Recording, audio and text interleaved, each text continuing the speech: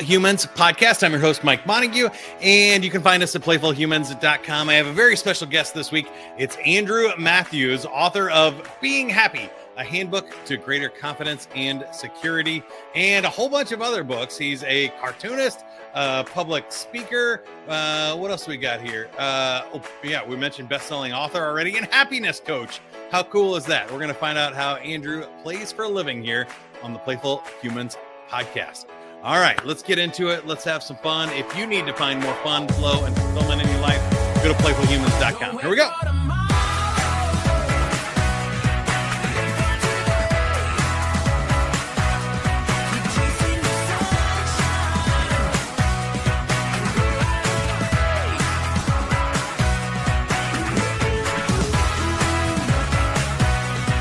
One more. There we go. Okay, Andrew, the joke of the week is brought to you by tortillas. Tortillas. I made a song about tortillas recently using AI. It was a rap. Okay, the official joke of the week is, what do you call a criminal landing a plane? Condescending. All right, do you have a joke for us? I do, Mike. I was talking to my neighbor, and he's complaining about his wife's beauty regime. He says she's always putting these mud packs on her face. You know about mud packs? And he said then she would cut up these slices of cucumber and she would put them on her eyeballs. And I'm thinking to myself, well, at least she's making an effort. So I say to him, does it help? He says, it helps, but you can still tell it's her. Oh, that's a good one. You gotta love the old married jokes for sure.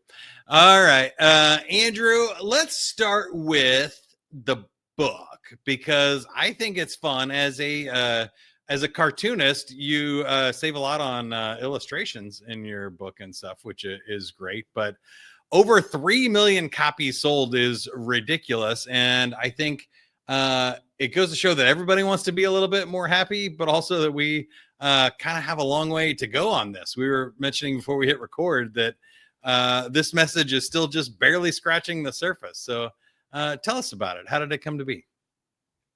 You know, Mike, when I was 25, I made a shocking discovery. I realized that the happiest people I knew had bigger problems than me. And suddenly I had no excuse. See, I thought that when my life got easier, I would be happier. And then I came to this realization that I had people around me who had gone broke, or one family, their house had burned down, or people who had recovered from cancer, serious illness. Very often they found more meaning and more joy in their life than people like me.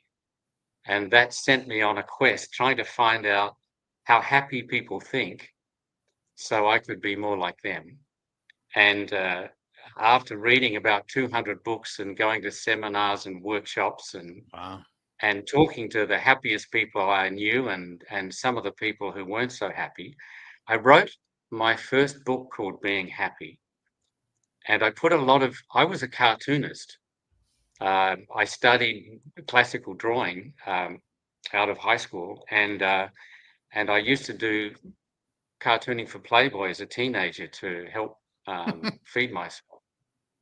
And so I wrote this book with cartoons in it, and most publishers said, you don't put cartoons in a self-help book. See, here's what I thought. I thought that if most people don't even read books, and if most people enjoy magazines, then if you could make a book more playful, if you could make a book easier to read and more fun, and fill it with cartoons, then you would have a book that average people would want to read. So after 17 rejections, publisher number 18 said, we want more cartoons. There you go. And so began this extraordinary story of a book that at first I couldn't get published, but went on to be published in 48 languages. And that was the Yeah. first of 12 books on happiness, all of which are full of cartoons. And now we're talking about like 8 million books sold, like 5,000 interviews, and like you said, 48 different languages. That's incredible. I think there's already 3 lessons here for me in the story. One, I did a very similar thing, and I'm getting ready to publish a book here for Playful Humans. In the pandemic, it really hit me. I was already kind of working on some creativity stuff, but I found the play research, and I've interviewed like 200 people now, but I think at last count, I was somewhere around 38 books or something. You read way more than I did. But I found it fascinating. And all of these studies kind of show that when you do more of what you love and makes you happy, you end up having all of these awesome positive side effects. And I thought that lesson about your publisher asking for more cartoons is that exact right thing. You know, there's a lot of people, 17 people might say, this is silly, you're doing something that's weird, it's unusual, it's not on the edge, we don't typically do this. But when you find somebody that gets the joke, when they understand what it is, they go, no, we actually want more of that stuff that's unusual. Anybody can write a self-help book, we want one with more cartoons. And it blows up there, and then you kind of find your audience from there too. Now you stand out, it's different, it's more valuable in the market because it's unusual, and you find people that love the cartoons rather than trying to turn your work into something that other people would like. Right? That's so powerful. Yeah, so it's different, Mike. It's refreshing. I meet people in the street and they'll say, I still remember I read Being Happy 25 years ago, and that cartoon of the guy with the iceberg. And I remember the message because I connected with the cartoon. So then it developed into I was being asked to speak to corporations. And so I go into schools, I go into, Intel or Dell or Motorola or Hewlett Packard. I speak in prisons. And when I go into, see, I draw cartoons on stage when I speak. Yeah, And that's so awesome too. it's a bit like taking an animal on stage, like a monkey or something. But I don't have a monkey. But if I walk on stage, whether it's amongst a bunch of brain surgeons or a bunch of maximum security prisoners, the first thing I do is I draw a cartoon before I say a word, and just let everyone get the idea that we're going to have fun here. We're going to be learning something. We're going to be reminded of things that we already know that we need to remember, and we do it through cartoons. Now, can you talk and draw at the same time, or are these separate activities? I can. I can. Oh, nice. So what I will do is if I'm going to be drawing cartoons on stage, I will draw them a few times in my studio. And if they're complex, I might draw them 50 times, and so that my mouth can work at the same time. But Yeah, I've been drawing for 50 years now, and so that's a lot of practice. it's Yeah. uh, and perhaps that leads to something else that is relevant. That I think that we see people who do what they love, and maybe we might have the idea you do what you love so you don't have to work as hard because it's all flowing. It might be flowing, but you've really got to put a lot of effort in order to have the privilege of doing what you love. So I'm sure that for the last 50 years I've worked longer hours than most people who work in an office, but I'm happy to do it.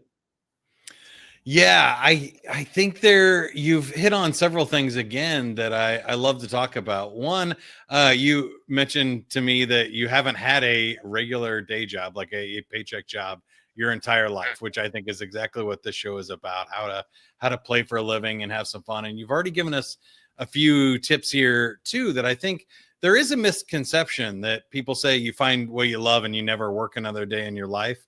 I think the sentiment is right, but literally it's wrong, because obviously there's projects you get paid for that you're not quite feeling, you got to slug through, or there's days where you have to do your taxes and balance the books, or file business licenses, or travel to those speaking engagements that you love doing and you get delayed in an airport for 8 hours or something like that. There's still days that it is work, but you can kind of mix the work and play. And I think people think play is the opposite of work, and that's not true.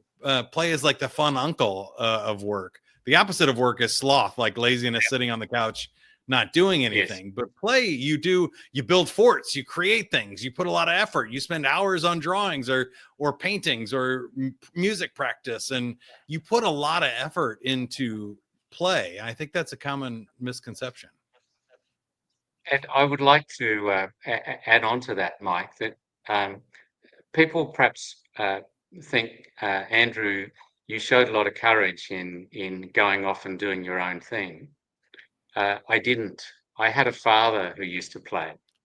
And so I had a father that never had a day job. My father was an artist, and he was a small real estate entrepreneur. He was an inventor for a while. So I never saw him go to the office one day in his life. And I just and many of my friends were professional artists who made very decent livings. Not outrageously rich, but decent middle class livings. So I knew people. That was my reality. And so when I quit law school, I for a while I thought I should be a lawyer because, again, it seemed like fun, and I thought it might, I might end up being Prime Minister of Australia or something. This is like when I was 12, 13. And fairly quickly realized that was not going to be my thing. But I'd been surrounded by people who were showing me that it's possible to do what you love, but also people who were very focused, people who worked at their play every day of their life. And so my suggestion is that those of you who are listening and you're saying, well, is it possible for me to be a musician or an artist or a writer? Whatever you can do to get yourself around people who are already doing it, even if you can help a professional artist set up an exhibition, or if you can assist a professional musician and be around them, if you can do something to, if you're around if you know an author, you can go to one of their speaking events and just sell their books, get a feel of how it works. And bit by bit, our belief system shifts from a point where we say initially, well, that's what other people do, to a point where we say, this is what I can begin to do.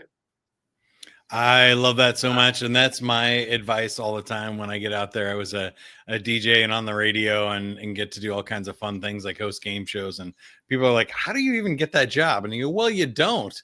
You start doing weird random tasks for people, like you said, around the industry. And then eventually you work your way up to the cool, fun jobs and the bigger paychecks and things.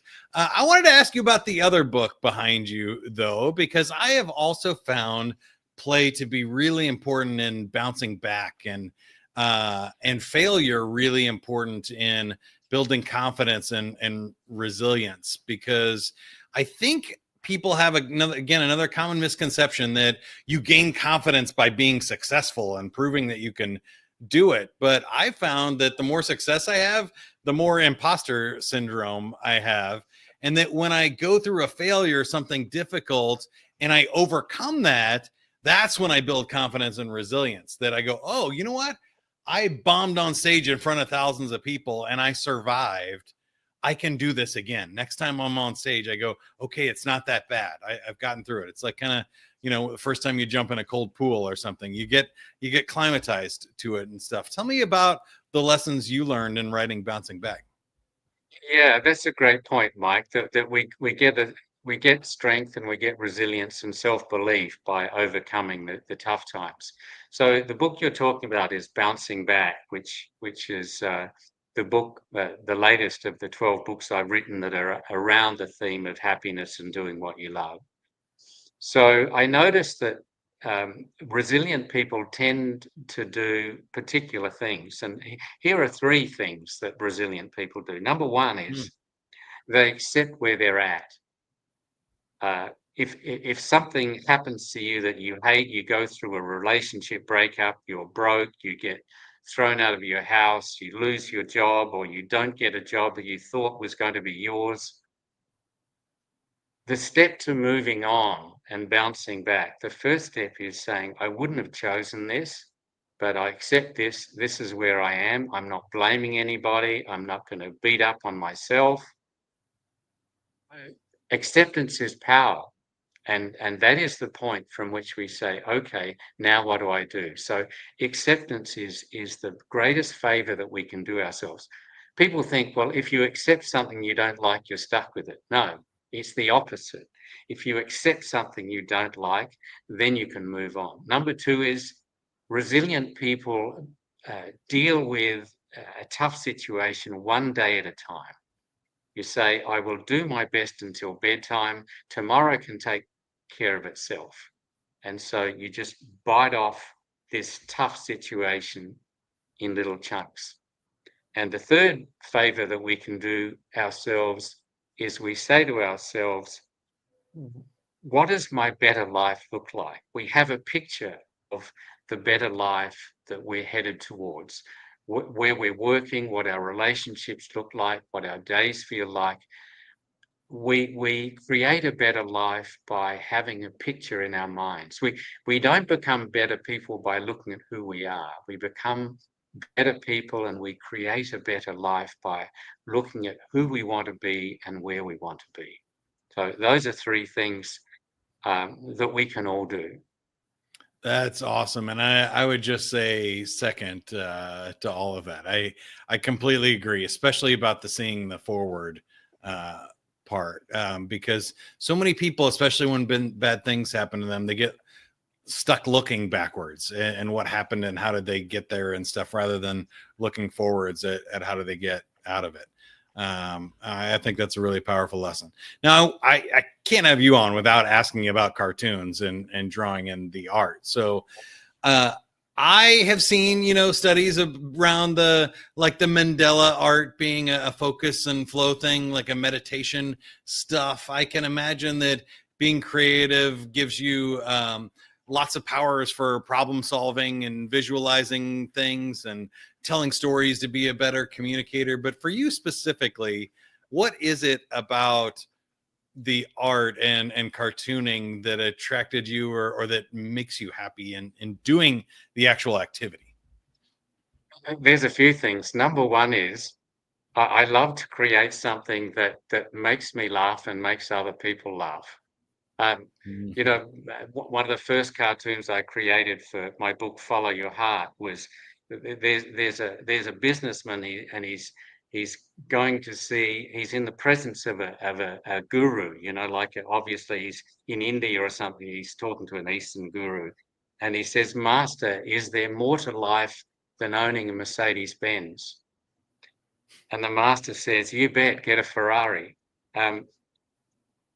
It's just, I mean, it's a fun joke, but it's also there's a message to it, which is don't always expect your mentors or your masters to give you, the answers that you expect.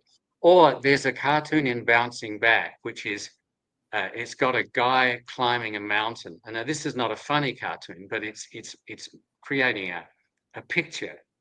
And he's climbing this mountain and he's sweating and his dog is sweating. And the caption is, what you thought was breaking you is probably making you. And someone will see that and say, yeah, maybe this tough stuff I'm going through at the moment is actually preparing me for success that I had never imagined. So it's about creating a message that will stick and be helpful. So, for example, Bouncing Back, the new book's got 92 cartoons in it. And so almost every time I make a point that I think is important, I get a cartoon in there to anchor the message.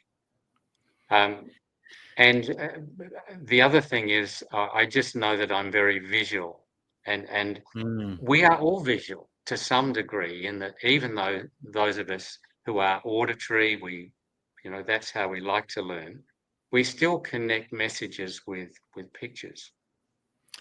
Yeah, I think the visual storytelling is powerful, and sometimes, especially with cartoons, you can tell stories that you can't tell in real life or wouldn't be as good with, the written word and stuff as well. So there's definitely a lot of power in cartooning. I guess I should also ask you some tips about this. There's everything from old school, just pencil and drawing, to new digital forms of art and all the cool stuff you can do with an iPad and stuff. Was there a moment where you felt like there was a convention, a style, or a tool that you found that was like, oh, this is my medium, or that made a big difference for you, and whether it was the quality or quantity of your work, or happiness in doing it? It evolves, but my training was I was trained in classical drawing and painting. I'm talking to you from Australia, but I studied at the Art Students League of New York, and so by the way, it's already tomorrow here. It's 5 a.m. here. Yeah, you're in the future. How's the weather tomorrow? It's beautiful. Far North Queensland, up here on the Great Barrier Reef. I can recommend it. Wow. So one of the things that helps any cartoonist is if you have some understanding of anatomy and how a body is put together, because even all humor is based on truth, and so that's whether you're talking about a punchline, or whether you're talking about a cartoon that wants to look funny or to make a point. And so if you have some kind of an idea of how the head sits on the neck and how the body moves and doesn't move, then you can exaggerate and you can get the expression that you want. So even the simplest cartoons tend to be based on how the body is put together, and that's really helpful. And then it's all the things about understanding how light and shade and composition work, and gradually we find our way. We find what works for us and what doesn't. How did you find that character on all the covers of your book? Is that a self-portrait?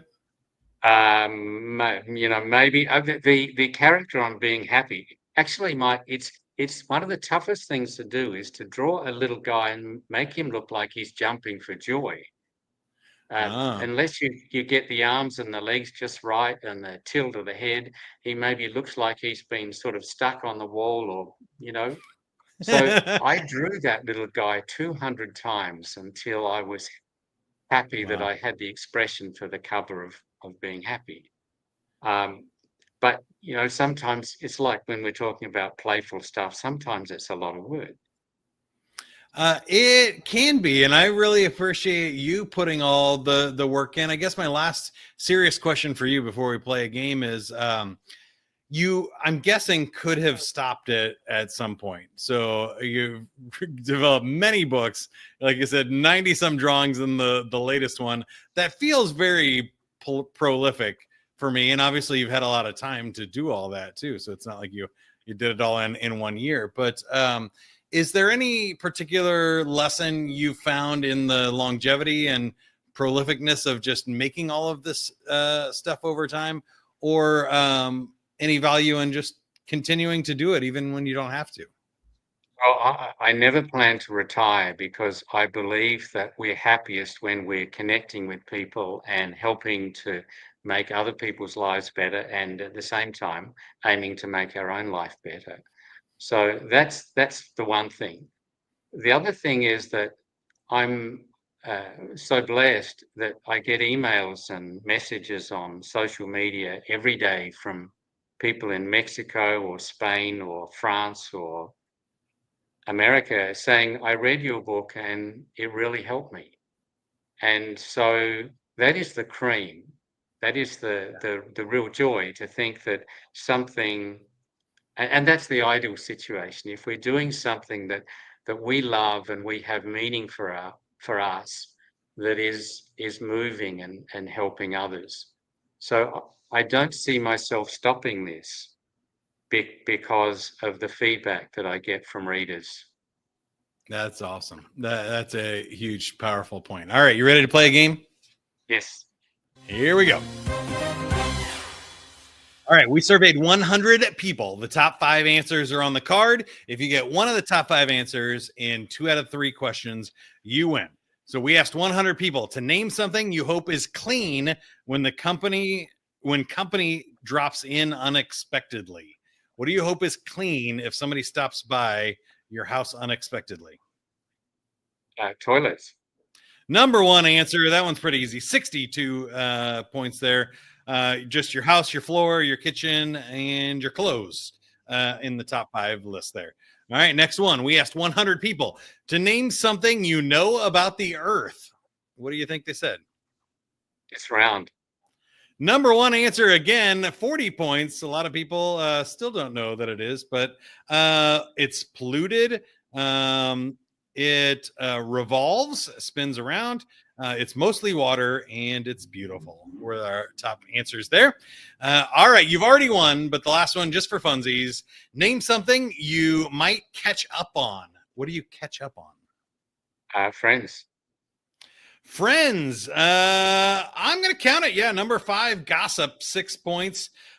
We have catching up on your sleep, catching up on a book, housework, news, and events in the top 5. So you win here a free 30-second commercial. The podcast is yours. How can you help us, or how can we help you? My books are available on Amazon. Some of them are, Bouncing Back is in Audible and in hard copy and in ebook.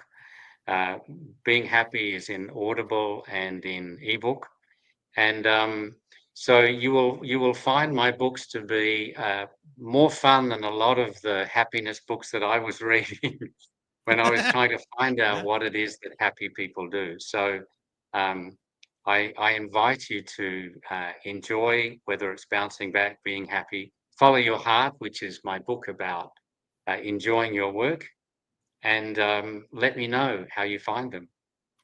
Yeah, I always thought you were going to say my books are a lot more fun, on Kindle or paperback, because the Audible book with 92 illustrations has to be pretty interesting. I described the cartoons in Bouncing Back. I described some of them. Some of them are, it's a little bit more difficult, but yes. That's funny. Well, that's great. And I can certainly see situations where that would be great, but I would say you want to enjoy these, with your eyes, if that's at all possible. For sure. All right. Thank you so much for being on the show. This was amazing. Great conversation. Until next time, everybody. Oop, that wraps up our game and wraps up our podcast here. So andrewmatthews.com. Again, the books are Being Happy or Bouncing Back by Andrew Matthews on Kindle, or go to the website, andrewmatthews.com. And I'm sure a good follow on stuff on social media there too. Yes, I'm on a couple YouTube. Of things for Instagram. Yeah, I'm on YouTube, Instagram, TikTok, Facebook. Lots of little videos. Great stuff. Same thing for Playful Humans. Go to playfulhumans.com. Take the quiz. Make sure you register there so we can get you information about our new book too. We'll see you next time.